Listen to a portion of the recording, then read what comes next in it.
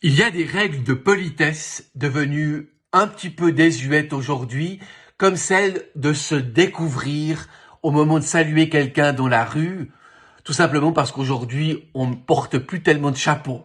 Mais il y a d'autres de ces règles qui existent toujours et qui sont bonnes, comme par exemple celle de laisser sa place à quelqu'un dans le bus, surtout lorsque c'est une personne âgée ou enceinte, ou encore ne pas hurler dans son téléphone portable lorsqu'on est en présence de congénères, ou encore attendre que tout le monde soit assis à table avant de commencer à manger. La politesse est un des piliers essentiels du savoir-vivre ensemble en société. Pourtant aujourd'hui, permettez-moi de valoriser plutôt l'impolitesse.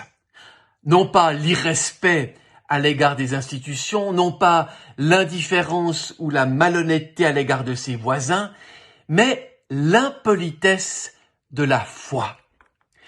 Je vous rassure tout de suite, rien à voir avec un quelconque blasphème envers notre Dieu. Il s'agit plutôt d'une attitude qui nous sort d'une éducation un peu bien pensante, où on nous a inculqué des mots d'ordre. Il y a des choses qui se font et il y a des choses qui se font pas. Avec Dieu, c'est souvent la même chose. Souvent, on nous a appris à prier poliment, de dire les choses à Dieu de façon calme, réfléchie. On veut pas trop déranger Dieu.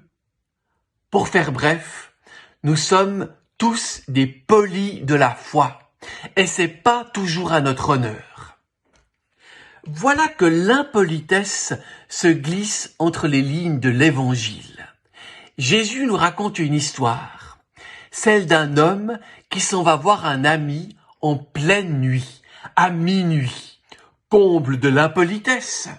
Et voilà qu'il vient lui demander 3 pains pour un de ses amis qui vient de rentrer de voyage. L'homme se révolte, à juste titre. « Laisse-moi tranquille, dit-il. Mes enfants et moi, nous sommes au lit. La porte est fermée. » Mais l'homme insiste jusqu'à ce que son ami se lève, agacé, pour avoir la paix. Il ne faudrait pas trop transposer cette histoire au pied de la lettre et dire que Dieu commence par refuser la prière de celui qui s'adresse à lui.